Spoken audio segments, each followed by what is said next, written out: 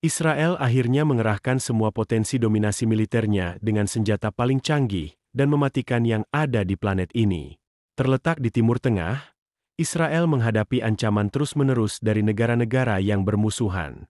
Situasi ini telah membentuk salah satu kekuatan angkatan laut yang paling siap di dunia, mencari keuntungan baik saat menyerang maupun sebagai pertahanan terhadap saingannya. Israel telah maju dalam teknologi persiapan menghadapi konflik di masa depan, merenungkan berbagai skenario. Israel telah menyerap kemajuan luar biasa yang telah dicapai umat manusia dalam beberapa abad terakhir, khususnya di bidang militer.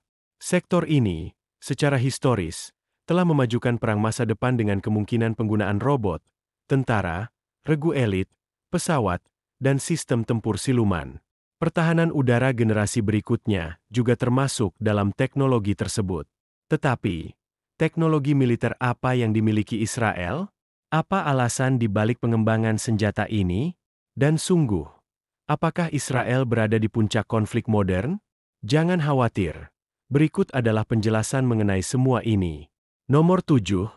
F-35 Serbaguna. F-35, pesawat tempur generasi kelima ini, datang ke Israel sebagai bagian dari program perluasan kapasitas peperangan yang bersumber dari kesepakatan antara pemerintah Israel dan perusahaan Lockheed Martin. Pesawat ini telah memperkuat armada Angkatan Udara Israel sejak bulan Desember 2017.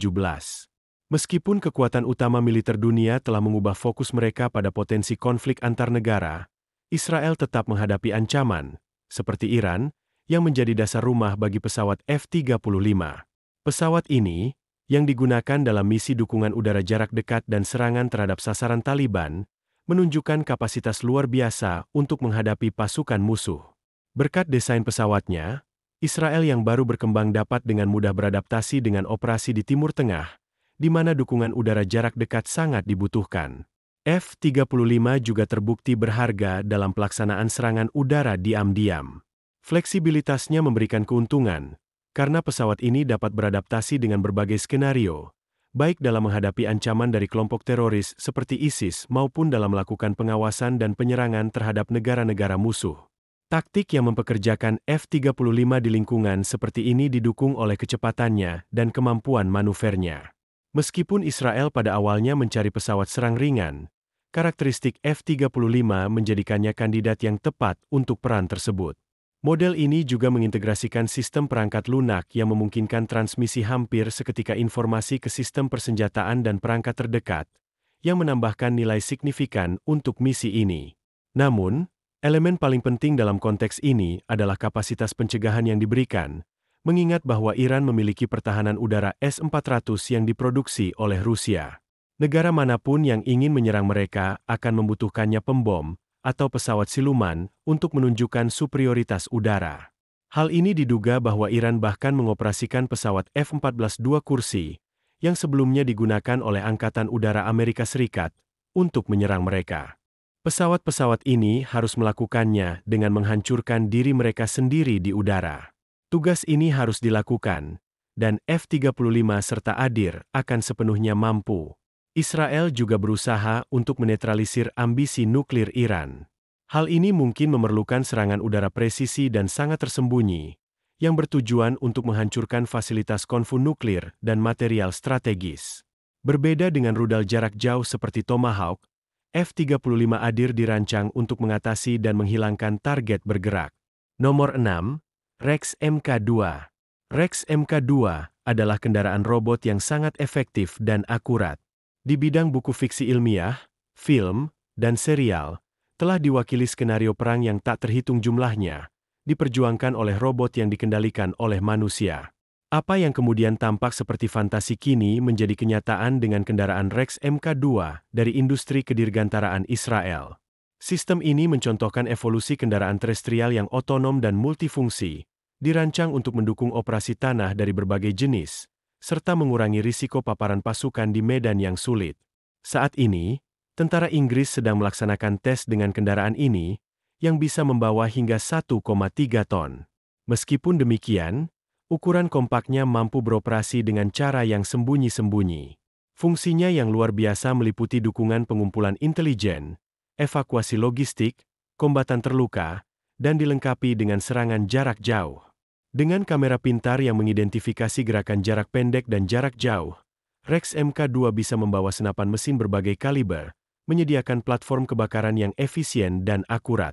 Motor listrik hibridanya menjamin traksi jarak jauh secara keseluruhan, serta kemampuan untuk melintasi berbagai jenis tanah. Keterampilan amfibi pengoperasian kendaraan dapat dikendalikan jarak jauh menggunakan remote control, atau dapat bertindak sepenuhnya independen. Model ini adalah bagian dari armada kendaraan otonom yang diproduksi oleh industri kedirgantaraan Israel, yang juga mencakup kendaraan intelijen Jaguar untuk deteksi dan penonaktifan bom, penyangga tong perampokan, dan sahar. Sistem rekayasa kendaraan ini memungkinkan Anda untuk melakukan operasi di perbatasan Israel tanpa risiko bagi pasukan. Terakhir dari seri Rex ini adalah buah kolaborasi dengan Trumcarar, sebuah perusahaan yang bergerak di bidang kendaraan off-road. Setelah disetujui, kendaraan ini akan digunakan untuk berpatroli di perbatasan dan menetralisir ancaman. Sekalipun produsen mempertimbangkan kemungkinan menambahkan sensor dan drone ke kendaraan untuk situasi pertarungan singkat, penting untuk dicatat bahwa meskipun kemajuan ini menggairahkan pecinta robotika, pengembang kendaraan percaya bahwa perang seperti ini masih terletak jauh di masa depan. Kemajuan dalam beberapa dekade mungkin terjadi, dengan integrasi yang diamati setiap saat dalam senjata otonom yang lebih besar. Namun, sayangnya, manusia akan terus berlanjut menjadi aktor sentral dalam pengambilan keputusan dan pelaksanaan konflik perang. Nomor 5. Kubah besi. Dikenal sebagai kubah besi atau Iron Dome, sistem ini mencegat dan menghancurkan roket jarak pendek yang diluncurkan dari Palestina.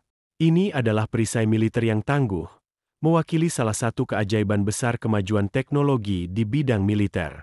Aman untuk mengatakan bahwa memang demikian, menyelamatkan ribuan nyawa di tengah konflik yang telah berlangsung selama ini. Menurut para ahli, konflik ini bisa meluas hingga beberapa dekade lagi. Kesuksesan diraih oleh kubah besi di medan perang. Itu adalah inovasi yang diajukan Israel secara transendental lebih dari 70 tahun keberadaannya. Prestasi ini telah menghasilkan sejumlah item yang tak terhitung, mulai dari buku hingga program-program televisi, semuanya terfokus pada pengembangan sistem dan evolusinya selama bertahun-tahun. Sistem ini dikembangkan oleh Rafael Advanced Systems dan Israel Aerospace Industries. Sistemnya dirancang untuk mencegat dan menghancurkan roket serta peluru artileri tembak jarak dekat dari jarak jauh, yaitu 4 km hingga 70 km. Namun, mereka melewati bertahun-tahun pengembangan dan pengujian hingga proyek kubah besi menjadi kenyataan. Akhirnya, pada tanggal 7 April 2011, sistem kubah besi dikerahkan di wilayah Ashkelon, Israel, dan berhasil mencegat roket Palestina untuk pertama kalinya.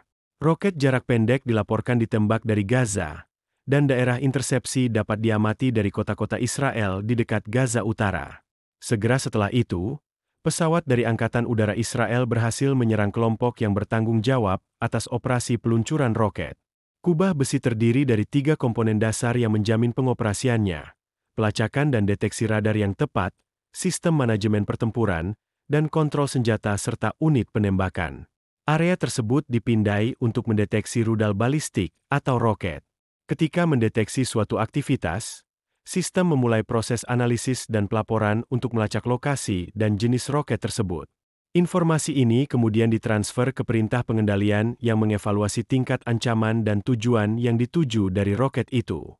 Kubah besi dapat membedakan antara roket yang mengancam daerah berpenduduk dan yang akan jatuh ke area terbuka tanpa menyebabkan kerusakan. Ini sangat penting bagi kemampuan untuk melestarikan pencegat dan melawan serangan besar-besaran dengan menghindari netralisasi roket yang tidak berbahaya. Setelah ditentukan apakah hal tersebut harus dihancurkan atau tidak, unit penembakannya meluncurkan rudal pencegat yang dilengkapi dengan sensor dan sirip elektrooptik untuk kemampuan manuver optimal. CH-53K King Stallion adalah helikopter kuat yang dirancang dan diproduksi oleh Sikorsky Aircraft. Model ini merupakan evolusi yang panjang dari seri helikopter yang telah masuk layanan sejak 1966. Pendahulu asli, CH-53E, menyandang gelar sebagai helikopter terbesar dan terkuat. Namun, model K yang baru berusaha mengatasi warisan ini. CH-53K memiliki 3 mesin 5.590 kW, masing-masing bilah rotor terbuat dari material komposit, dan kabin yang lebih besar dibandingkan pendahulunya pada tahun 2015. Israel menugaskan armada helikopter ini untuk mengantisipasi operasi sampai setidaknya 2025. Secara mengesankan, CH-53K memiliki lebih dari 2 kali lipat kapasitas angkat dan radius aksi dibandingkan model pendahulunya. Ditambah ruang kargo berdimensi lebih lebar, helikopter ini dilengkapi dengan sistem 3 motor General Electric G381B, masing-masing dengan kekuatan nominal yang melebihi 5.000 kW. Mesin yang tangguh ini dapat terbang dengan kecepatan hingga 370 km per jam, lebih cepat dari pendahulunya. Kabin kaca digital dilengkapi dengan kontrol dan bilah umpan balik optik. Rotor dirancang dengan sistem yang inovatif, meningkatkan kinerjanya dalam kondisi panas dan ketinggian yang bervariasi. Desain ini telah dikembangkan sejak tahun 2007, menggabungkan gandar berongga dan dibagi menjadi bagian yang berbeda, berbobot 5.000 kg. Bersama dengan sistem kontrol dan rotor, helikopter ini memiliki mekanisme penanganan pengisian daya eksternal. CH-53K memperluas kemampuan bertahan hidup dan memperpanjang masa manfaat kabin. Dengan dimensi 9 m panjang, 2,7 m lebar, dan 6,5 m tinggi, helikopter ini dapat mengangkut 2 palet 463L, menghilangkan kebutuhan untuk memisahkan mereka antara pesawat angkut dan helikopter. Dibandingkan pendahulunya, helikopter ini dapat membawa lebih dari 30% muatan eksternal, sekitar 12.000 kg, dalam radius 200 km. Sebagai tambahan, kapasitas muatan maksimumnya mencapai berat kotor hingga 16.000 kg, hampir 40.000 kg peningkatan sebesar 6.000 kg dibandingkan dengan model E, menyempurnakan unit multidimensi kelompok elit. Sekarang, tidak hanya sesuai dengan kendaraan militer, tetapi juga untuk unit multidimensi yang disebut Unit 888. Unit ini merupakan bagian dari kekuatan pertahanan Israel yang didirikan pada tahun 2019. Di bawah arahan dari Komandan Senior Israel, unit ini memiliki kemampuan untuk mendeteksi serangan dan menghadapi musuh dengan jangkauan keterampilan yang beragam, mulai dari perang infanteri dan anti-tank, sampai intelijen dan operasi tempur. Pelamar untuk unit ini menjalani pengujian ketat yang mengevaluasi kemampuan mental dan fisik mereka. Umum yang terpilih menjalani pelatihan intensif dalam taktik tempur dan menghadapi tantangan ekstrim, baik fisik maupun mental. Proses pelatihan bisa diperpanjang hingga 16 bulan, dan penting untuk dicatat bahwa tidak semua peserta berhasil mengatasinya. Mereka yang melakukannya ditugaskan untuk operasi yang diklasifikasikan untuk mempersiapkan misi berikutnya. Pasukan pertahanan ini berpartisipasi dalam apa yang disebut perang di dalam perang, yang merupakan misi rahasia untuk mengganggu tentara musuh, termasuk gangguan pengiriman rudal dan program nuklir Iran. Mereka telah berhasil melaksanakan program persiapan multidimensi yang mencakup gagasan bahwa medan perang tersusun dari berbagai faktor, medan bawah tanah yang saling berhubungan, medan udara, dan medan permukaan. Masing-masing lahan ini memerlukan taktik dan alat tertentu, dan yang penting adalah bahwa kekuatan tersebut bersifat multidisiplin dan mampu berkomunikasi secara instan. Unit ini beroperasi sebagai kekuatan elit selama konflik, berfungsi sebagai alat untuk menguji doktrin dan keterampilan yang harus diadopsi oleh seluruh tentara. Di masa damai, sekitar pertengahan 2022, mereka menyelesaikan fase keempat pelatihan dari 5 yang diperlukan, dengan jadwal untuk fase terakhir di akhir tahun itu. Setelah latihan perang selama sebulan, diharapkan unit ini dapat memperluas operasinya ke berbagai front pertahanan.